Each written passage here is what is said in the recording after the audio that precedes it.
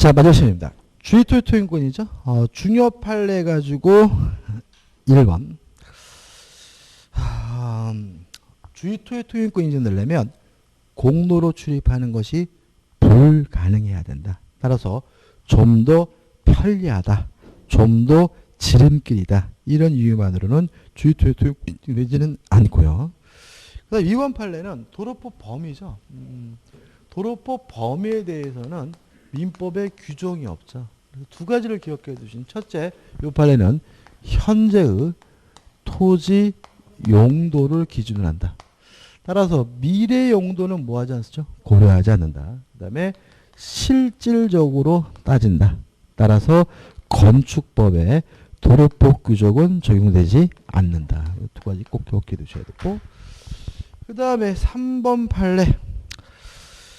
실질적으로 따진다는 거죠. 그러니까 다시 말하면 지적도상 길이 있더라도 실제로 사용할 수 없는 경우에는 그때도 주의토지 통행권이 인정이 된다. 이게 또 굉장히 많더라고. 제가 최근에 집 짓는다 그랬잖아요. 그죠? 그래서 집 짓기 전에 땅을 알아보니까 진짜로 지적되는 길이 있는데 실제 가보면 길이 없는 경우도 굉장히 많아요. 이런 경우도 뭐죠? 주의토지 통행권 인정이 되고. 그 다음에 3번 마찬가지 판례고, 그 다음에 4번이죠.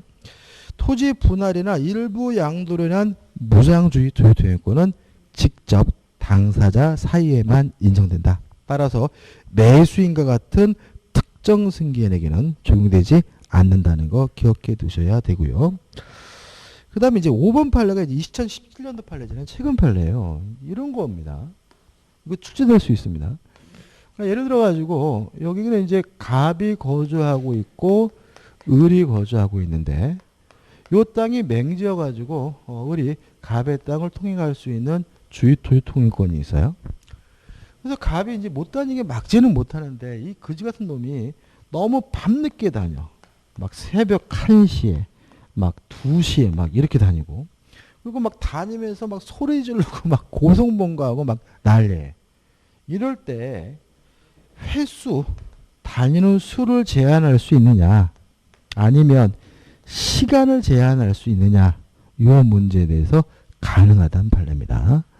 그래서 5번 판례 보시면 통행권의 확인을 구하는 특정의 통로 부분 중 일부분이 민법 제219 요건을 충족하거나 특정의 통로 부분에 대하여 일정한 시기나 횟수를 제한하여 주의토지 통행권을 인정하는 것도 가능하다죠. 그래서 만약에 문제점이 나오면 이렇게 나오겠죠. 주의토지 통행권이 인정이 된다면 토지 소유자는 통행을 막을 수가 없으므로 시기나 횟수를 제한할 수도 없다. 그럼 뭐죠? X가 된다. 그죠? 다시 한번요. 주의토지 통행권이 인정되는 경우에는 토지 소유자는 통행을 제한할 수가 없으므로 그 시기나 횟수를 제한할 수가 없다. 그럼 뭐가 되죠?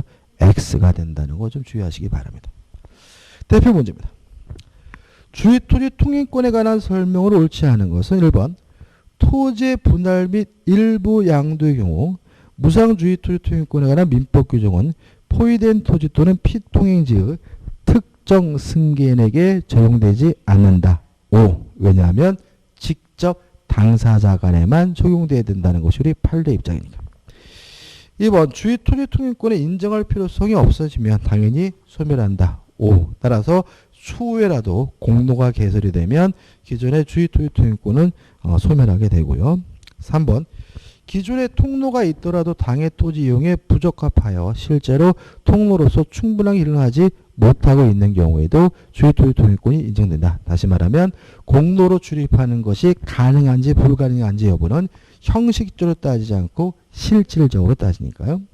4번 통행지 소유자는 주의토지 통행권자의 허락을 얻어 사실상 통행하고 있는 자에게는 그 손해보상을 청구할 수 없다. 맞아요.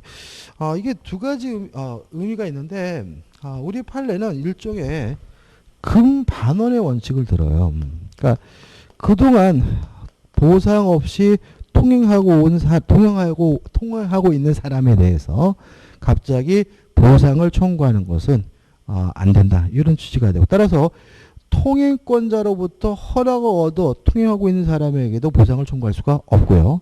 또 통행권자에게도 실질적으로 뭐죠? 보상을 청구할 수 없다는 취지가 될 수 있다는 거 좀 조심하시기 바래요. 답은 5번이죠. 주의 토지 통행권 인정되는 도로의 폭과 면적을 정함에 있어서 건축법의 건축과 관련하여 도로에 관한 폭 등의 제한 규정이 있으면 이에 따라 결정하여야 한다. X. 답은 뭐죠? 5번입니다. 다시 말하면 현재 토지 용도를 기준으로 해서 실질적으로 결정이 됩니다. 자, 취득시효죠.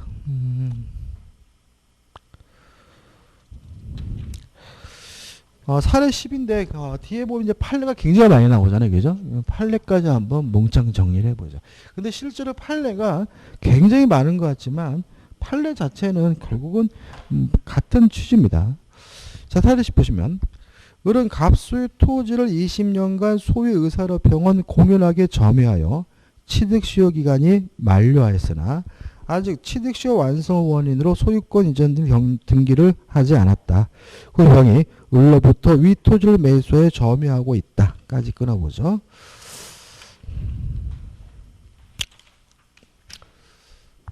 일단 등기는 갑이 하고 있고 점유는 을이 하고 있죠.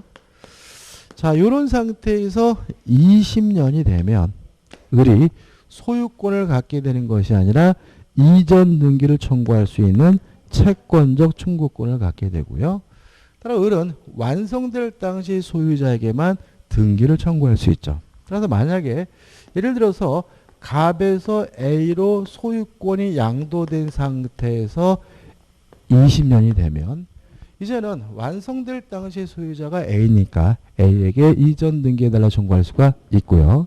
근데 만약에 21년이 돼서 A에서 B에게 소유권이 양도가 되면 그럼 완성될 당시 소유자인 누구에게만요? B에게는 등기를 청구할 수가 없다. 왜냐하면 완성될 당시 소유자에게만 등기를 청구할 수가 있으니까요.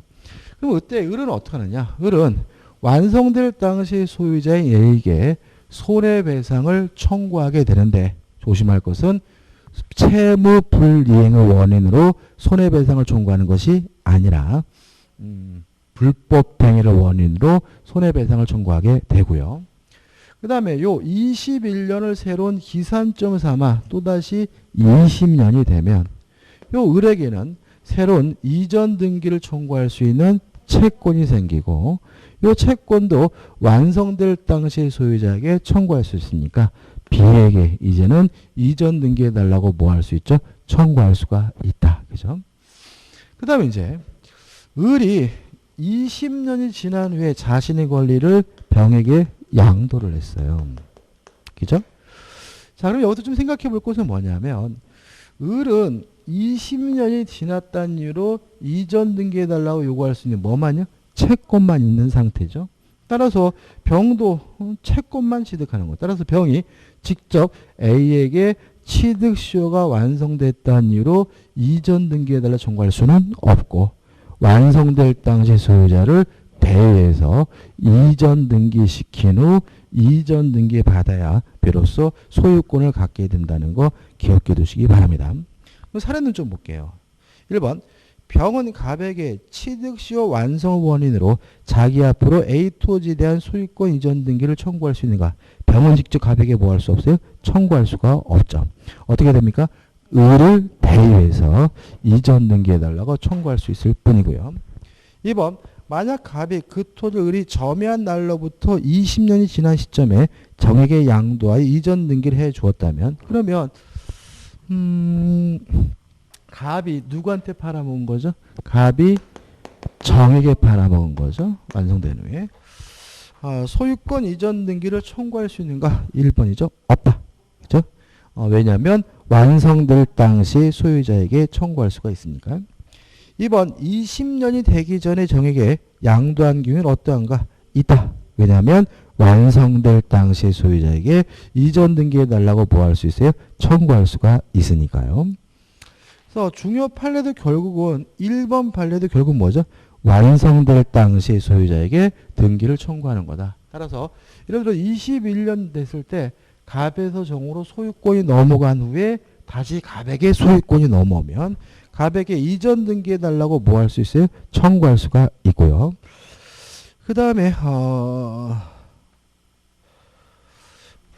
그 다음에 이제 두 번째 판례 이거죠. 자, 다시 한번 지어볼게요.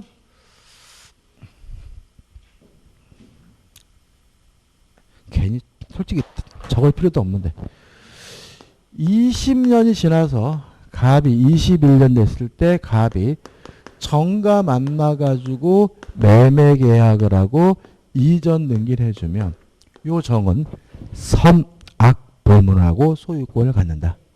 다만 정이 아는 것을 넘어서 뭐하면요? 적극 가담하면 요 매매 계약이 반사회적 법률에서 무효고 등기도 무효이기 때문에 이때 을은 갑을 대의해서 말소시킨 후 이전 등기 받으면 그때는 뭐 할 수 있죠? 취득 시효할 수가 있다. 이런 거 생각하시면 되고 그 다음에 이제 우측에 3번 아까 했죠? 완성될 당시 소유자에게 손해배상은 불법 행위를 원인으로 손해배상을 청구하는 것이지 채무 불이행을 이유로 손해배상을 청구할 수는 없다. 그 다음에 4번은 요거죠. 취득시효 완성자로부터 권리를 양수한 사람은 직접 자신에게 이전 등기해달라고 청구할 수는 없고 완성자를 대의해서 이전 등기를 해야 청구할 수 있다는 거 꼭 기억해 두시기 바라고요. 그 다음에 이제 5번 보시면 이런 얘기잖아요. 그러니까 취득시효 완성됐다는 이유로 이전 등기해달라고 누구한테 청구하냐면 완성될 당시 소유자에게 청구하는 거잖아요. 그럼 5번 보시면 등기부상 소유자 또는 공유자로 등기되어 있는 사람이라고 하더라도 그가 진정한 소유자가 아닌 이상 그를 상대로 취득시효 완성 원인으로 소유권 이전 등기를 뭐 할 수는 없어요? 청구할 수는 없다. 왜냐하면 완성될 당시 소유자에게 청구하니까. 그럼 생각해 보자고요. 등기는 갑이 하고 있고요. 점유는 을이 하고 있어요. 이런 상태에서 20년이 되기 전에 예를 들어서 17년 됐을 때 갑이 병과 만나가지고 매매 계약을 하고 갑이 병에게 이전 등기를 해줬다면 완성될 당시의 소유자가 병이니까 병에게 이전 등기를 해달라고 청구하면 되는데 이 매매가 예를 들어서 통정어의 표시로서 무효임이 밝혀졌어요.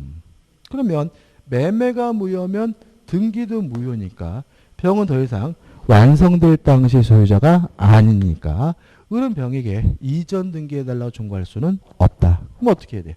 갑을 대의해서 병의 등기를 말소시킨 후 완성될 당시 소유자인 갑에게 취득시를 원인으로 벌려요. 이전 등기를 해달라고 청구해야 되는 것이다. 이런 얘기죠. 다음 6번 판례는 아까 했죠. 자, 요 21년을 새로운 기산점 삼아 또다시 뭐가 돼요? 20년이 되면 새로운 20년이 완성될 당시 소유자에게 이전 등기해달라고 뭐 할 수 있어요? 청구할 수가 있다. 이런 얘기죠. 7번 판례도 뭐 특별한 의미는 없고 그 다음에 8번 판례 해가지고 나와 있는데 자 이런 문제입니다. 등기부 취득시 하려면 점유도 하고 있고 등기도 하고 있는 상태에서 10년 지나야 소유권을 갖게 되는 게 등기부 취득시효인데 등기부 취득시하기 위한 점유는 자주점유이고 평온하고 공연한 점인데 그 중에 하나고 선이고 무과실이어야 한다. 자, 언제 선이 무과실이냐? 점유를 개시할 때, 시작할 때만 선이 무과시면 되고요. 요 판례는 등기할 때도 선이 무과실일 필요가 없다. 그러니까 뭐 할 때? 점유를 시작할 때만 선이 무과실이라면 등기할 때 악이거나 과실이 있더라도 뭐 할 수 있죠? 등기부 취득시할 수 있다라는 거 기억해 두시면 됩니다. 아무튼 뭐만요? 점유를 개시할 때만 선이고 무과시면 되는 거죠. 그 다음에 넘기셔가지고 8번 판례가 나와 있는데 8번 판례는 이게 뭐냐면 이게 왜 여기 나와 있지? 뒤에 나와야 될 건데 아무튼 뒤에 지상권에 나올 판례거든요. 이건 뭐냐면 담보지상권이죠. 담보지상권자는 사용하고 수익할 수가 없다는 거죠. 그러니까 우리가 담보지상권은 담보가치 하락을 막기 위해서 설정하는 것입니까? 담보지상권이 설정하더라도 누가요? 토지 소유자가 지상권 설정자 계속 사용 수익하는 것이지 담보지상권자가 사용 수익하는 것은 아니다. 뒤에 나올 게 앞에 나와 있네요. 그죠? 대표 문제입니다. 부동산의 점유취득시율이란 등기 청구권에 관한 설명으로 옳은 것은 1번 시효 완성 후 점유자가 등기하기 전인 상태에서 소유자가 제3자에게 처분하여 등기 명인이 변경된 시점부터 새로이 20년이 됐어요. 중간에 소유 명인이 변경되었다면 점유자는 제3자에게 2차 취득시효를 주장할 수 없다. X예요. 왜냐하면 새로운 20년이 되면 새로운 20년이 완성될 당시의 소유자에게 등기를 청구할 수 있잖아요. 따라서 정의에 계속 소유하고 있든 아니면 중간에 정해서 무로 소유권이 넘어가든 완성될 당시의 소유자에게 등기를 청구할 수 있는 것이므로 1번은 뭐죠? X고 이거 중요한 얘기죠. 2번 시효 완성 당시 이전 등기가 무효인 경우 원칙적으로 그 명의는 시효 취득을 원인으로 하는 등기 청구의 상대방이 될 수 있다. X. 완성될 당시의 소유자에게 등기를 청구해야 되므로 병의 등기가 무효라면 병의 소유자가 아니니까 병에게 이전 등기 달라고 청구할 수는 없고요. 3번 취득시효 만료 당시 점유자로부터 점유를 승계한 현 점유자는 전 점유자의 취득시 완성 효과를 주장하여 직접 자기에게 소유권 이전 등기를 청구할 수 있다. X. 완성자를 어떻게 해요? 대의해서 청구해야죠. 4번 시효 완성 후 점유자가 등기하기 전인 경우 소유자가 제3자에게 토지를 처분하여 등기 명인이 변경되면 점유자의 시효 완성이란 등기 청구권이 소멸한다. X죠. 그러니까 청구권 자체가 없어지는 것이 아니라 새로운 소유자에게 주장할 수가 없다는 거죠. 그래서 만약에 다시 갑에게 소유권이 넘어오면 갑에게 여전히 뭐 할 수 있어요? 등기를 청구할 수 있는 것. 따라서 5번 점유 취득시효 완성 후 일시적으로 제3자에게 소유권 이전 등기가 되었다가 다시 원래 소유자에게 소유권이 회복된 경우 시효 완성자는 그 소유자에게 시효 완성을 주장할 수 있다는 질문은 맞는 질문이고 답은 뭐죠? 5번이죠. 그래서 판례가 굉장히 복잡한 것 같지만 어차피 완성될 당시의 소유자에게 등기를 청구한다. 그게 뭐죠? 전부고 그게 가장 중요한 거죠. 자, 사례가 나오는데 공유적이죠. 오늘 이제 공유까지 하면 소유권까지 하면 얼추 반환하는 것 같은데요.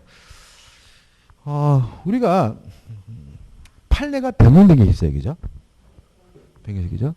자, 예를 들어가지고 갑과 을과 병 세 사람이 공유하고 있고 각 지분이 3분의 1인데 요 토지에 예를 들어서 공유 중 한 사람이 병이 전체를 점유하고 사용 수익하고 있어요. 이때 갑이 병에게 전부에 대해서 반환을 청구할 수가 있느냐에 대해서 과거 판례는 공유 지분이란 목적물에 대해서는 전부에 대한 권리이기 때문에 갑의 지분이 3분의 1이라 하더라도 전부에 대해서 반환을 청구할 수 있다고 판시하고 있었는데 올 5월 달에 판례 변경을 통해서 전부에 대해서 반환 청구할 수가 없다라고 판시하고 있죠. 그래서 이거 말로 하면 과반수 미달의 소수 지분권자죠. 소수 지분권자는 공유자 중 1인이 목적물을 점유하고 있는 경우 전부에 대해서 뭐 할 수 없습니까? 반환을 청구할 수가 없다. 출제가 있으니까 꼭 기억해 두셔야 되겠죠. 그 다음에 부당이득에 대해서 뭐 할 수 있어요? 반환을 청구할 수 있는데 이거는 뭐죠? 지분 범위 내니까 갑은 3분의 1 범위 내에서만 부당이득 반환을 청구할 수가 있죠. 꼭 기억해 두시기 바랍니다. 뭐 이렇게 나올 수도 있고 아니면 이게 2분의 1씩 나올 수도 있죠. 그죠? 2분의 1도 뭐죠? 과반수 미달이니까 같은 얘기니까 좀 생각해 보시기 바랍니다. 그 다음에 이게 제일 중요한 거고 그 다음에 이제 교재 나와 있는 거죠. 갑과 을은 서귀포 소재 A 편션을 공유하고 있다. 갑의 지분은 60%고 을의 지분은 40%예요. 차례 논점 보시면 위 펜션을 병이 불법으로 점유하여 영업하고 있는 경우 갑을병의 관계죠. 일단 갑도 을도 병에게 전부에 대해서 반환을 청구할 수 있고요. 손해배상은 지분 범위 내에서 하는 거죠. 일단 제3자 병에 대한 반환 청구는 보존행위니까 단독으로 해서 갑 또는 을은 둘 다 전부에 대해서 뭐 할 수 있어요? 반환을 청구할 수 있고 부당이득 반환이나 손해배상은 뭐죠? 지분 범위 내에서 하는 거죠. 2번 위 A펜션을 갑이 단독 점유하여 영업하고 있는 경우 갑을 간의 관계는 일단 을은 갑에게 반환 청구할 수는 없어요. 다만 지분 범위 내에서 부당이득 반환만 청구할 수 있는 거죠. 일단 어떻게 점유하고 어떻게 영업할지는 목적물의 관리에 관한 사유로서 지분의 과반수로서 결정하죠. 따라서 갑의 지분이 60% 과반수를 넘고 있다면 어떻게 이 펜션을 운영할지를 혼자 결정할 수 있으니까 갑이 단독으로 점유하고 영업하겠다. 이것도 결정할 수 있다는 거죠. 따라서 을은 갑에게 반환 청구할 수는 없어요. 다만 지분 범위 내에서 40%의 범위 내에서 부당이득 반환만 청구할 수 있는 거죠. 3번 위 펜션을 갑이 을의 동의 없이 단독으로 정에게 임대하여 정이 점유하여 영업하고 있는 경우 갑을 정의 관계인데 일단 정은 적법한 임차인이죠.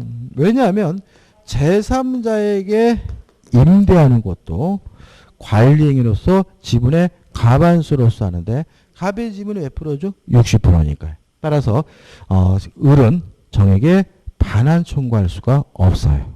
적법한 임차니까. 다만 그 다음에 부당이득 반환도 뭐 할 수 없어요? 청구할 수가 없어요. 그죠? 좀 더 설명드릴까요? 왜냐하면 정이 누리고 있는 이득은 뭐가 아닙니까? 부당이득이 아니니까요. 그죠? 그래서 결국은 을은 정에게 아무것도 청구하지 못해요. 자, 다시 한번요. 요 펜션이 지금 정 임차인이 점유하고 사용 수익하고 있는데 갑과 을의 공유잖아요. 지분은 갑의 60%, 을이 뭐죠? 40%예요. 근데 갑이 단독으로 정과 만나서 뭘 했습니까? 임대차 계약을 했어요. 그럼 을은 요 정에게는 아무것도 청구하지 못하는 거죠. 반환도 청구할 수 없고 부당이득 반환도 청구할 수가 없는 거예요. 그러면 어떻게 할 것인가? 을은 요 갑에게 지분 범위 내에서 40% 범위 내에서 부당이득 반환을 청구할 수가 있어요. 이해되시죠? 여기서 좀 조심할 것이 있는데 여기까지 아직 안 나올 수도 있는데 부당이득 반환을 할 때 지료는 포함돼. 지료 차임이죠. 차임은. 그렇지만 보증금은 아니에요. 우리 판례. 그러니까 예를 들어가지고 갑이 예를 들어서 을에게 임대차 보증금을 1억을 주고 월세를 100만 원씩 준단 말이죠. 그러면 을은 요 차임에 대해서 월세에 대해 40% 40만 원을 갑에게 부당이득 반환을 청구할 수 있지만 보증금의 40%인 4천만 원 청구할 수가 없다는 입장이에요. 왜 그러냐면 만약에 이 보증금을 갑과 을이 나눠 가지고 있으면 이 정이 피해를 봐요. 나중에 보증금 돌려받기 어렵거든요. 그래서 이거를 보증금 반환 채무를 불가분 채무라 그러니까 분리될 수 없는 채무. 그래서 갑이 다 가지고 있어야 된다는 것이 우리 판례 입장이기 때문에 보증금에 대해서는 부당이득 반환을 청구할 수 없다는 거 하나 좀 추가로 좀 기억해 주시기 바랍니다. 자, 관련 조문 꼼꼼히 좀 보셔야 되고요. 중요 판례를 좀 볼까요?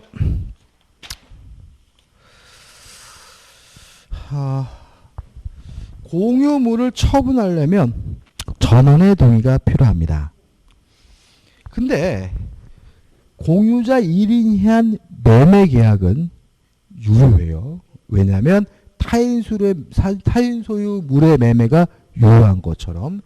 근데 여기서 1번에서 공유자 1인이 단독 처분한 경우 해가지고 이 처분을 매매로 생각하지 마시고 이전 등기로 생각하셔야 돼.